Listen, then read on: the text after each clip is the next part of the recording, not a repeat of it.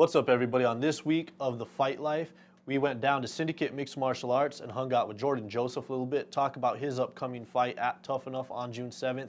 And then in studio, we also had Syndicate MMA fighter Sean Francis, who's going to be fighting for the 145-pound title. Same event, Tuff N Uff, June 7th. That's going to be down at the Thomas Mack Center for the Pack the Mac event.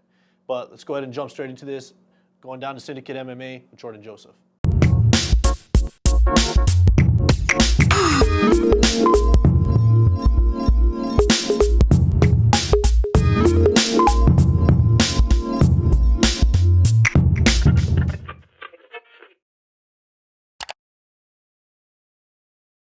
What's up, everybody? This is Fight Life Flip. We're here with Jordan Joseph down at Syndicate MMA here in Las Vegas. He has a fight coming up June 7th for Tuff N Uff. How's it going today, man? It's going good, man. Just getting ready to start some training for the day. All right, cool. So let's talk a little bit about this fight you have coming up. You fought a little bit of Muay Thai, a little bit of MMA. What are your thoughts on this next fight? I'm excited. I'm ready to make the transition from Muay Thai to MMA, and I haven't had a chance to work my ground, so I'm excited to see where that's going to go. So, you know, what is it that you do different in preparation, getting ready for a mixed martial arts fight? Yeah, with Muay Thai, I'm on that bag all the time. It's tons of bag work, and definitely switching it up with MMA, and still got plenty of bag work, but I'll be using my training partners a lot more, looking at different techniques and things I could do with that. So that's pretty much it. How do you feel about like the difference in sparring when you are training? I'm pretty used to MMA sparring as well. I've been doing that for a while. It's just, I mean, I wrestled, so it's Muay Thai and then it's wrestling pretty much. So I'm comfortable with it. Cool. What is it that you know about this opponent that you have? King Scott, I guess he's 1-1. He fought one of my friends that I wrestled with actually in his last fight, and so he got him in a close decision. And I just know he's probably going to be looking to shoot, try and take me down, and work some jiu-jitsu on me. But we'll see how that goes. That's all I really know. All right, cool. So let's talk about how you got into Muay Thai or even into MMA. Like, where did you start, or how did this journey begin? At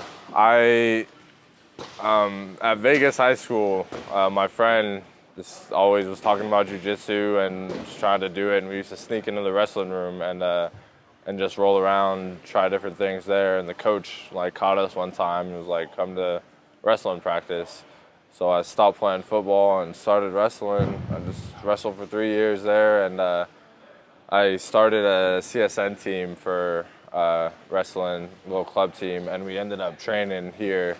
And when they were at Throwdown, and we helped them move over to this facility, and the wrestling team got disbanded, and I pretty much just ended up in here, and that's pretty much it.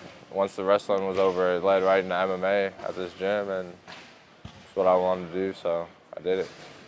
So, you know, let's talk a little bit about that, because there has never been a wrestling program after high school anywhere near here. I think the closest you have to go is Bakersfield, Yeah.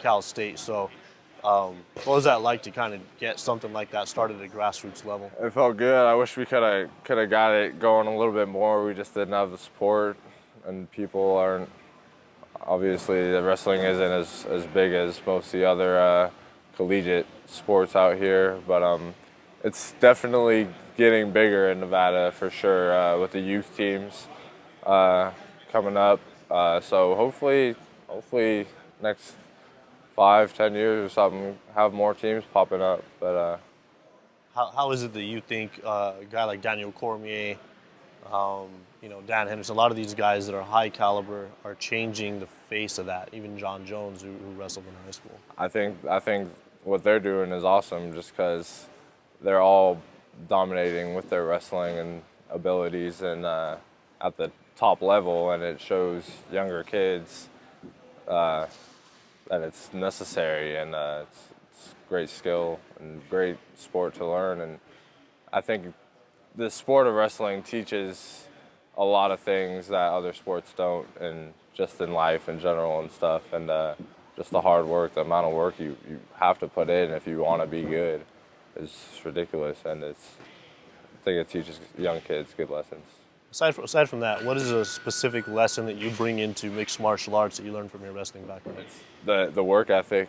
It's just I know I gotta put in the amount of work to get the results that I want in the cage and get my hand raised. I know it's just pretty much work, dedication, and sacrifice. So mentally, it sounds like you've been prepared for the journey that you're on, and just putting the physical tools together. But how do you see this fight going with your opponent? Honestly, can't tell you how I see it going. I'm just gonna go and do what I've been training, and hopefully come out with a victory. Cool. Now, before we let you go, man, is there anybody that you want to give a shout out to? Anybody you want to thank before you head up to this fight? Guy right there, Chaz Mulkey. I've been with him for the past year and a half. Kind of took me under his wing, and John Wood, he isn't here, but those two coaches really brought me in and helped me out, and been really supportive of me. And Norm Turner, strength coach. All three of them been helping me out a great deal, and I just really appreciate what they've been doing for me. Now, if anybody wants to become a fan of yours, they want to find you on social media, how do they go about that? Jordan Joseph on Facebook, J Daddy Joseph on Instagram. That's it. Look me up. All right, guys. So that's Jordan Joseph here at Syndicate MMA. He's going to be fighting June 7th at the Thomas Mack Center here in Las Vegas for Pack the Mack, Tuff N Uff's 20-year anniversary event. Sure. So you're on a pretty big card. It's going to be big. I'm excited. All right, perfect. So, guys, make sure you guys get down there, check that out. But from Fight Life Media, Syndicate MMA, and Jordan Joseph, we're out.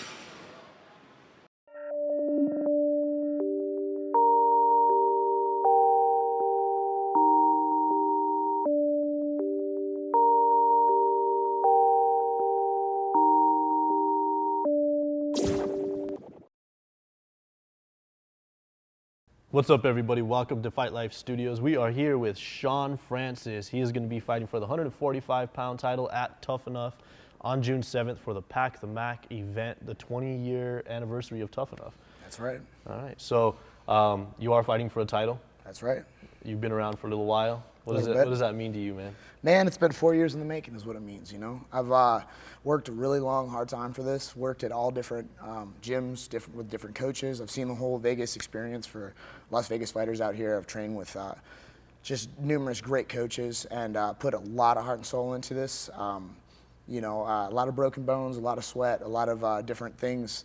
You know, a lot of blood, sweat, and tears left on the mat, and it's going to be like a culmination of those 4 years Saturday when I go in there and win that title. It's going to be an amazing event, man. It's going to be a dream come true. What are you expecting out of the fight?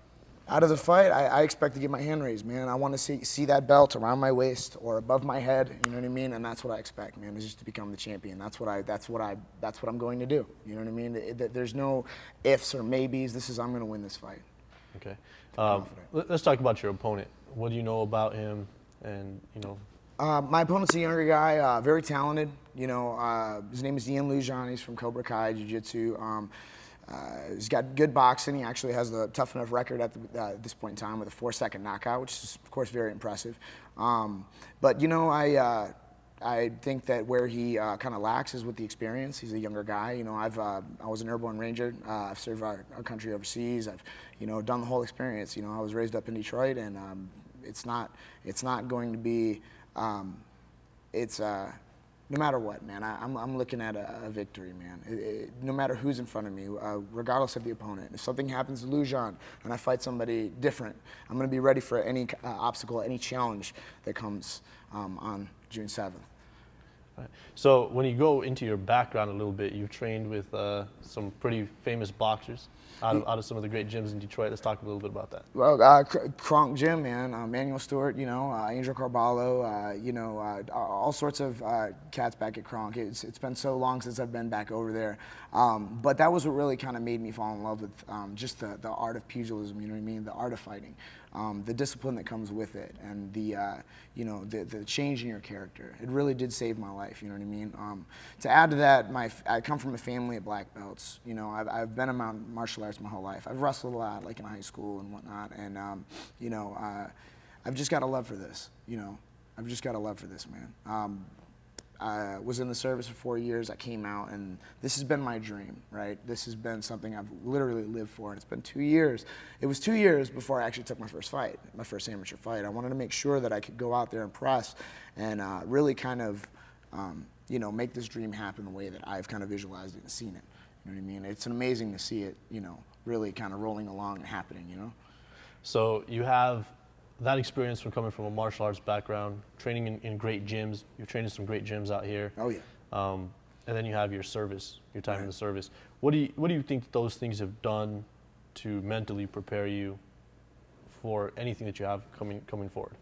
Man, the lessons, like just lessons in life, we've all learned them, and when you really put your heart and soul into something, you learn a lot of lessons along the way. You see a lot of things, you experience a lot of things that make you a stronger person. Of course, the lessons I've learned in the service, we were just speaking about this, about the ability to see how short life is, the ability to see how fragile all of this is, and really kind of taking advantage and seizing the moment. Those are the lessons I've learned, of course, in the service. Throughout here, training with Extreme Couture and later Syndicate, it's just had multiple just different lessons about being a young fighter coming up and really kind of molding me into who I am today. As far as specific lessons, I can't really, comment unless there's, there's been so many. It's just, too many to list. All right. Now let's talk about some of the stuff that you did. Did you do any sort of training while you were in the service? I mean, obviously you did. It's going to be more hand to hand. But let's talk about that. How does that stuff translate when you came into mixed martial arts? Ability to just push, the ability to know that you got more, no matter what you think. And we had a class of about 380, 400, airborne infantrymen in my RIP class, and out of that, around 70 or 80 graduated, man. See people dropping like flies, and you kind of get that grit, like quitting is just not an option. So in a fight, when you start to feel fatigued, exhausted, and you have that moment where your body starts to fail on you, that's the moment where you need to be mentally strong. And I think that's what I'm equipped with that's going to give me the biggest advantage in any fight going forward. It's kind of hard to fight that and come up with a game plan against something like that. All right. Now, you are obviously going against somebody that has been shown to be pretty talented on the feet, on the ground.